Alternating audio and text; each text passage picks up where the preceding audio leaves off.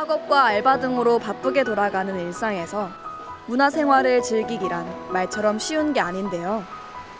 여러분들은 어떤 문화생활을 즐기시나요? 저는 주로 축구나 운동하고 있습니다.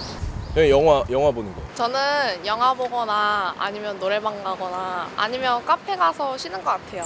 그냥 영화 보고. 저도 영화 보고. 미술관이요?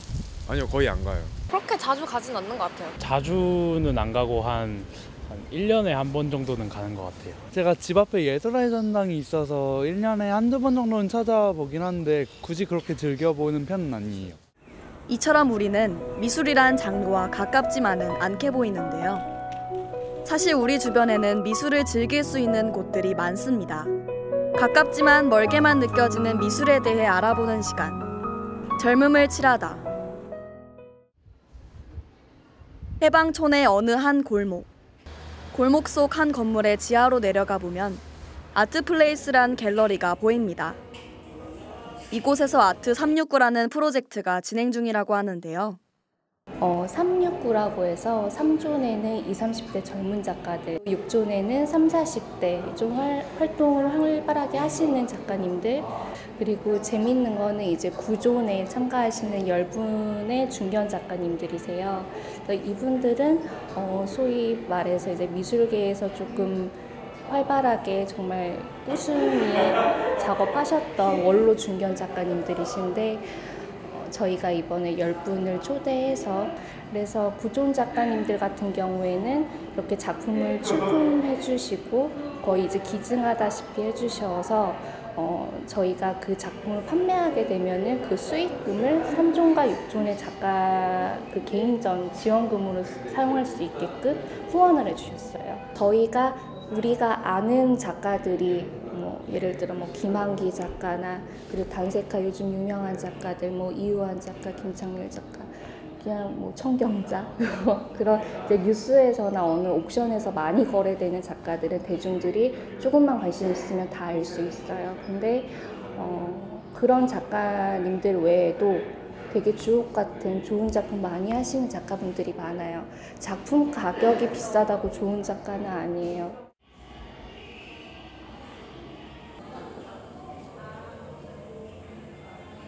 저기 작품을 유심히 지켜보는 한 관객분이 눈에 띄네요.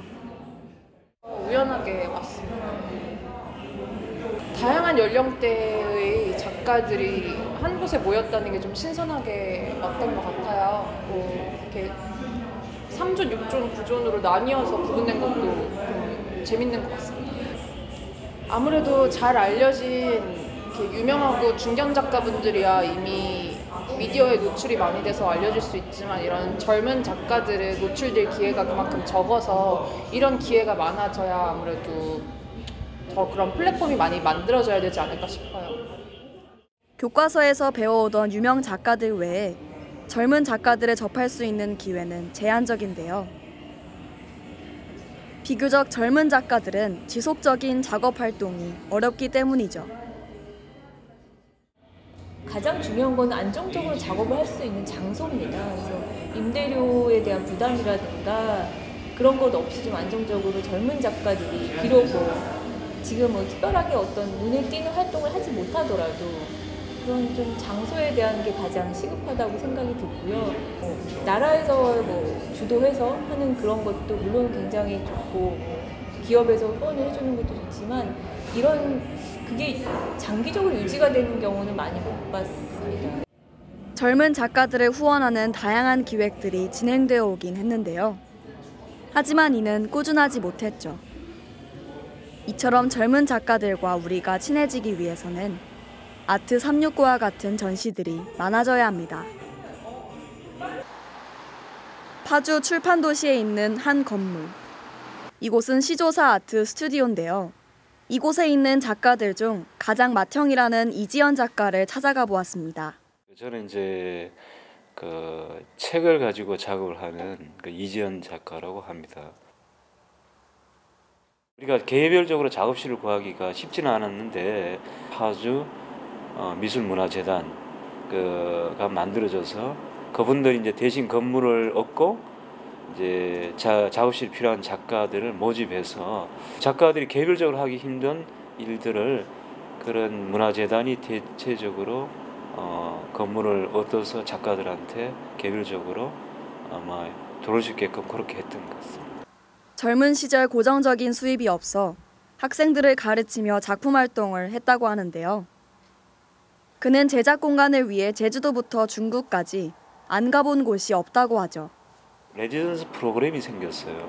레지던스 프로그램이라는 것은 그야말로 이제 작업실이 필요한 이제 작가들을 그 작업실을 스튜디오를 제공해주는 그런 프로그램인데 아직도 많이 작가들이 필요한데 들어갈 수 있는 기회는 조금 더 제한적이겠죠. 그 개인적인 공간 같은 경우면 그 스토리도 따지니까 조금 이미 돼 있는 작가를 원하는 곳이 많죠.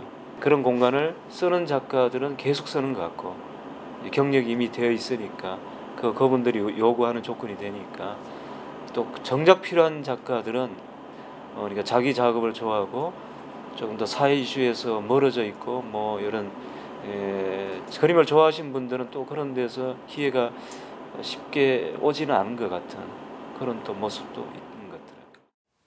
이처럼 이제 막 활동을 시작하는 젊은 작가들은 꾸준히 작품을 만들 수 있는 장소를 얻을 기회가 드물다고 합니다. 이대역 근처 주택가. 이곳엔 고우를 꿈꾸는 젊은 작가 진수 씨가 살고 있습니다.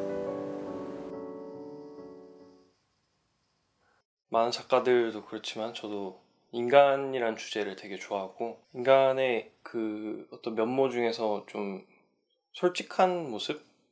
예를 들면은 도시 속 사람들 대부분 자기를 잘 감추잖아요. 슬프거나 뭐 좋거나 아니면 우울하거나 이런 감정들을 솔직하게 보여주고 싶은 것 같습니다. 글로 치자면 비극적인 그림을 좋아하고 그게 오히려 삶엔 더 긍정적인 효과를 줄 수 있게 그런 작업을 하고 싶은 것 같아요. 친한 형과 같이 산다는 진수 씨는 집에서 작품 활동을 한다고 하는데요. 그림을 작게 그릴 수도 있지만은 자기가 원하는 사이즈가 있을 거 아니에요. 뭐 영상이면 화면 비율을 정하듯이 그림도 뭔가 어떤 크기도 크게 할 수도 있고 작게 할 수도 있는데 여러 가지 뭐 그림을 그리다 보면 물감이 묻을 수도 있고 뭐 기름이 튈 수도 있고 나무를 깎거나 이럴 때는 그런 뭔가 쓰레기들도 많이 나오고 이런데 저 같은 경우는 이제 제 방에서 작업하다 보니까 그런 공간이 따로 있으면 좋겠다는 생각을 많이 하죠. 예술이나 미술의 매력은 그 사람이 어떤 사람이 찾은 어떤 무언가를 같이 이제 좀 더 공유하는 힘이 있다고 생각해요. 그냥 일상적인 대화가 아니라 미술관에서 만나는 미술은 지금 존재하지 않는 예술가든 지금 아직 살고 있는 예술가든 그 사람의 뭔가를 같이 보고 있다는 생각도 들고. 진수 씨뿐만 아니라 많은 젊은 작가들은 화가라는 꿈을 위해 좁은 방 안에서 노력하고 있습니다. 우리 서강대학교 안에도 예술을 꿈꾸는 학생들이 있습니다. X관 계단을 올라 5층으로 가면 우리가 알지 못했던 신기한 공간들이 나타나죠. 여기 아트 스튜디오처럼 이제 예술 작업하는 친구들한테 주어지는 공간도 있고 또 저쪽에 패브리케이션 랩이라고 있는데 거기에는 이제 3D 프린터 같은 게 있어요. 그래서 거기에서는 이제 다른 또 작업들 할 수 있고 그런 식으로 공간이나 시설물을 제가 느끼기엔 다른 학교들보다는 지원을 많이 해주시는 것 같아요. 바로 아트앤테크놀로지 학생들만을 위한 공간인데요. 저희 학과에서는 일단 학부생들의 작품 같은 거 제작을 되게 지원을 많이 해주세요. 일단 첫 번째로 이제 학교에서 학기 초에 스몰 크리에이터 그룹 이런 거를 만드는데 이제 그게 이제 4-5명이 한 팀을 구성해서 한 작품이나 뭐 한 프로젝트를 하는데 거기에서 학과가 100만 원 정도 지원을 해줘요. 그래서 뭐 제 친구들 같은 경우에는 뭐 서대문 형무소를 배경으로 뭐 VR 컨텐츠를 제작하는 팀도 있고 뭐 그런 식으로 되게 다시라는 팀도 있는데 그 팀은 이제 시가 텍스트로 되어 있잖아요. 근데 그 텍스트를 이제 영상으로 옮기는 작업을 하는 팀이에요. 그런 식으로 여러 팀들이 구성돼서 자기가 하고 싶은 온전히 자기의 작품들을 만들고 이제 학과에서 지원을 해준 형태도 있고 예술이라는 꿈 아래 다양한 분야의 학생들이 모여 이뤄내는 창작은 미술과 우리가 가까워지는 계기가 되지 않을까요? 멀게만 느껴지던 미술의 뒤편에는 젊은이들의 꿈과 희망이 녹아 있습니다. 지금 이 순간에도 젊은 작가들은 자신의 꿈에 대해 고민하고 있을지도 모르는데요. 확실한 건 우리들의 작은 관심이 젊음을 칠하고 있는 그들에겐 큰 힘이 된다는 사실입니다.